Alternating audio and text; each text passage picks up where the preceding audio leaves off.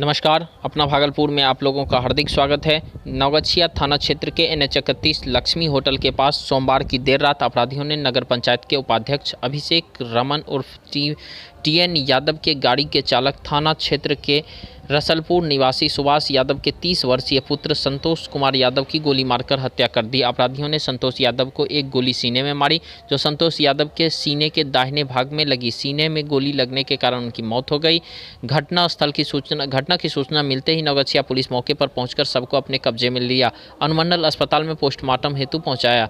Police ने घटना स्थान से एक देसी कट्टा बरामद किया और घटना के स्थान के इलाके से एक दबंग व्यक्ति को हिरासत में लिया। घटना को संदर्भ में मृतक के परिजनों ने बताया कि रविवार को संतोष ने एक यूपी नंबर इनोवा गाड़ी खरीदी थी, जिसको लेकर कुछ दोस्तों के साथ NH31 स्थित चौक पर गया। वहीं पर खाने पीने की पार्टी थी। खाने पीने के दौरान अपराधियों ने उनकी गोली मारकर हत्या कर दी। हत्या के बाद उनके शव को ट्रैक्टर के नीचे छुपा दिया गया। जानकारी के अनुसार घटना में हिरासत में लिए गए नवगछिया के उक्त बाहुबली अपराधी का हाथ होने की आशंका पुलिस द्वारा व्यक्त किया जा रहा है। अपराधियों ने संतोष को काफ़ी करीब से गोली मारी है। करीब से गोली मारे जाने के कारण जहां पर गोली लगी वह उक्त जगह बारूद से जल गया। बताया जा रहा है कि मृतक संतोष राजद नेता बाहुबली विनोद यादव के कार ड्राइवर रहा है। पिछले कुछ वर्षों से अपने पैरों पर खड़ा होने का प्रयास कर रहा था। इसी को लेकर रसलपुर में विवाद हुआ, जिसके कारण उनकी हत्या कर दी गई। नवगछिया नगर थाना अध्यक्ष राजकपूर कुशवाहा ने बताया कि हम लोगों ने घटना के बाद मौके पर पहुंचकर जांच किया, जहां से एक देसी कट्टा बरामद हुआ। वहीं SDO परविंद भारती ने बताया कि एक संदिग्ध जो हिरासत में ले गया, मामले की छानबीन की जा रही है। संतोष का आपराधिक इतिहास को भी देखा जा रहा है। हत्या की घटना में शामिल अपराधियों को चिन्हित किया जा रहा है। 24 घंटे के अंदर अपराधियों की गिरफ्तारी हो जाएगी। मृतक के 4 भाई बहनों में बड़ा है। मृतक अपने 4 भाई बहनों में बड़ा भाई है। पत्नी समेत 3 बच्चों की उस पर जिम्मेदारी थी, जिसके ऊपर परिवार का पूरा भार था। इसी को लेकर वह लगातार संघर्ष कर रहा था। इसी दौरान उसने उत्तर प्रदेश नंबर की एक इनोवा कार खरीदी। 2 दिन पहले घर लाया। मृतक के भाई ने बताया कि हम लोगों को पता नहीं था कि गाड़ी हम लोगों के लिए अपशगुन हो जाएगा, भाई को बुलाकर हत्या कर देगा। मृतक की पत्नी गुड़िया देवी का रो रो कर बुरा हाल है।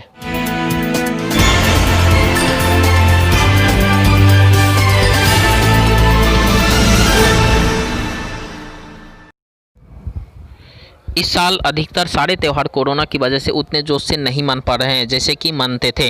इस वक्त भारत में कृष्ण जन्मोत्सव की धूम है, लेकिन यह पर्व भी फीका जाता दिख रहा है। श्री कृष्ण जन्माष्टमी को लेकर लोगों में उत्साह है, मगर कई जगहों पर मंदिर बंद रहेंगे।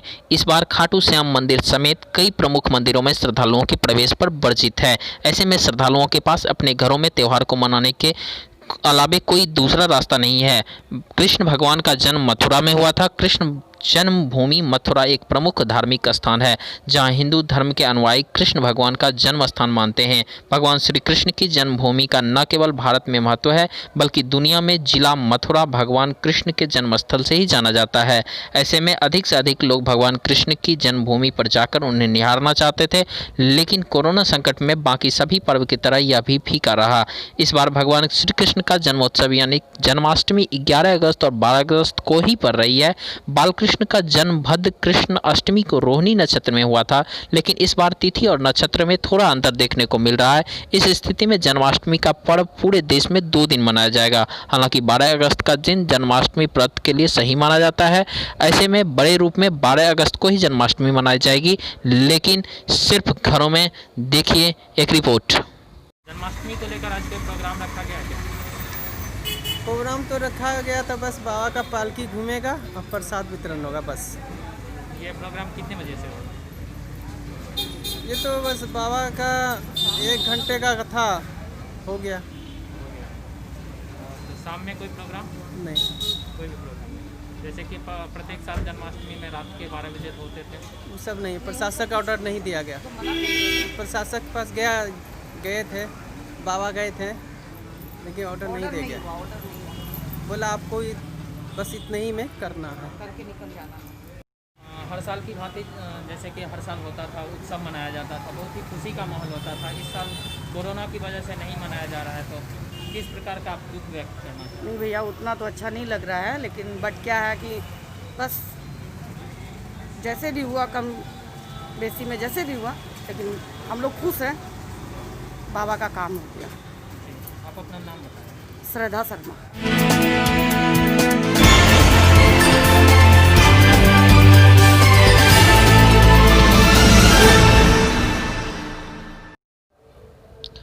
जाने माने शायर गीतकार राहत इंदौरी का निधन हो गया है। वो कोरोना संक्रमित होने के बाद इंदौर के एक अस्पताल में भर्ती थे। भोपाल के स्थानीय पत्रकार सुरैन नियाजी के मुताबिक 70 वर्षीय राहत इंदौरी को कोरोना और सांस लेने में दिक्कत की वजह से भर्ती कराया गया था। उनकी मौत दिल का दौरा पड़ने से हुई है। इंदौर के श्री अरविंदो अस्पताल डॉक्टर विनोदी भंडारी ने समाचार एजेंसी को बताया कि मंगलवार को उन्हें 2 बार दिल का दौरा पड़ा और उन्हें बचाया नहीं जा सका। डॉक्टर भंडारी बताया कि उन्हें 60% निमोनिया था। राहत इंदौरी ने मंगलवार सुबह की ट्वीट पर अपने कोरोना संक्रमण होने की जानकारी दी थी। मंगलवार को इसी अकाउंट से उनकी मृत्यु की सूचना दी गई। सुरैन नियाजी के मुताबिक संभवतः राहत इंदौरी के बेटे ने यह ट्वीट किया। इस ट्वीट में लिखा है, राहत साहब का कार्डियक अटैक की वजह से आज 5 बजे इंतकाल हो गया। उनकी मगफिरत के लिए दुआ कीजिए। राहत इंदौरी ने अपने पहले मंगलवार के सुबह अपने ट्वीट अकाउंट पर लिखा था कि कोविड के शुरुआती लक्षण दिखाई देने पर कल मेरा कोरोना टेस्ट लिया गया, जिसकी की रिपोर्ट पॉजिटिव आई। अरविंदो हॉस्पिटल में एडमिट हूँ, दुआ कीजिए जल्द से जल्द इस बीमारी को हरा दूं। राहत इंदौरी का जन्म 1 जनवरी 1950 को हुआ। इंदौर के ही नूतन स्कूल से उन्होंने हायर सेकेंडरी की पढ़ाई पूरी की। इंदौर के ही इस्लामिया करामिया कॉलेज से एजुकेशन करने के बाद उन्होंने बरकतुल्लाह विश्वविद्यालय से एमए किया। बीते 40-50 सालों से वो मुशायरा और कवि सम्मेलनों में अपनी शायरी पढ़ते आ रहे हैं। वे एक गंभीर शायर होने के साथ साथ युवा पीढ़ी की नब्ज को कैसे थाम लेते थे, उनका अंदाज़ आप इससे लगा सकते हैं कि उनकी कविताएं बुलाती है मगर जाने का नहीं तमाम सोशल प्लेटफॉर्म पर वायरल हो गई थी। राहत इंदौरी ने बॉलीवुड की फिल्मों में भी कुछ चर्चित गीत लिखे। उनमें घातक फिल्म की कोई जाए तो ले जाए, इस फिल्म की नींद चुराई मैंने, तुमने, वो सनम, मुन्ना भाई एमबीबीएस के एम बोलो तो मुन्ना भाई एमबीबीएस जैसी लोकप्रिय गीत शामिल हैं। मध्य प्रदेश के पूर्व मुख्यमंत्री कमलनाथ ने भी ट्वीट करके सुबह में उन्हें अस्वस्थ होने पर समाचार मिला था वो अचानक असमय छोड़ जाए, यह विश्वास नहीं हो रहा है। वहीं केंद्रीय रक्षा मंत्री राजनाथ सिंह ने भी राहत इंदौरी को एक कद्दावर शख्सियत बताया।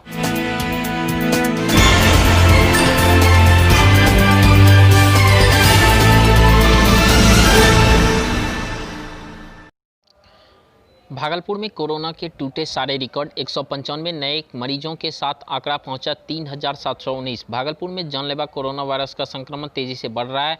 इस वायरस से संक्रमित मरीजों की संख्या में लगातार बढ़ोतरी हो जा रही है। अब 100 से अधिक मरीज भागलपुर में मिलने लगे हैं। स्वास्थ्य विभाग की ओर से ताज़ा अपडेट जारी की गई। इस अपडेट के मुताबिक भागलपुर ने कोरोना वायरस के सारे रिकॉर्ड तोड़ दिया। दरअसल जिले में 195 नए केस की पुष्टि हुई है। इसके साथ ही जिले में अब कुल 3719 मरीज मिल चुके हैं, जिसमें करीब 2700 मरीज स्वस्थ हो चुके हैं। वहीं अब तक 60 लोगों की मौत हो चुकी है। जिले में अब तक कुल मरीज लगभग 34,000 की जांच हो चुकी है।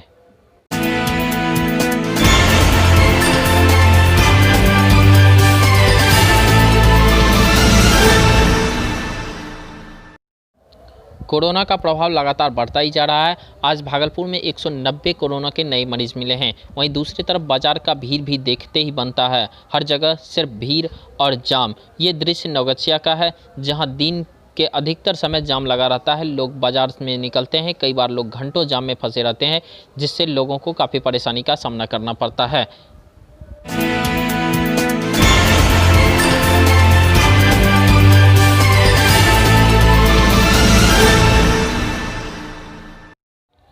आज दिनांक 11 अगस्त 2020 को मानवाधिकार संगठन द्वारा गोपाल सिंह नेपाली के जन्मदिन पर एक परिचर्चा का आयोजन किया गया। इस अवसर पर संगठन के महासचिव सह सूचना अधिकार कार्यकर्ता श्री अजीत कुमार सिंह ने उन्हें श्रद्धा सुमन अर्पित करते हुए कहा कि गोपाल सिंह नेपाली जैसे महत्तम व प्रसिद्ध कवि, साहित्यकार, पत्रकार की अपेक्षा आज चिंतन कर रहा है। साहित्यकार श्री दयानंद जायसवाल ने कहा कि गोपाल सिंह नेपाली जी का जन्म बिहार के पश्चिम चंपारण के बेतिया जिले के दिनांक 11 अगस्त 1911 को हुआ था। उनका मूल नाम गोपाल बहादुर सिंह था। वे हिंदी व नेपाली के प्रसिद्ध कवि थे। उन्होंने हिंदी फिल्मों के लिए भी गीत लिखे। वह एक अच्छे पत्रकार थे। उन्होंने रतलाम टाइम्स, चित्रपट, सुधा, योगी पत्रिका का भी संपादन किया। 1924 ईस्वी में उनका पहला संग्रह उमंग प्रकाशित हुआ। पक्षी रागिणी, पंचमी, नवीन और हिमालय ने पुकारा आदि कवि तथा गीत संग्रहों का भी इन्होंने संग्रह किया था।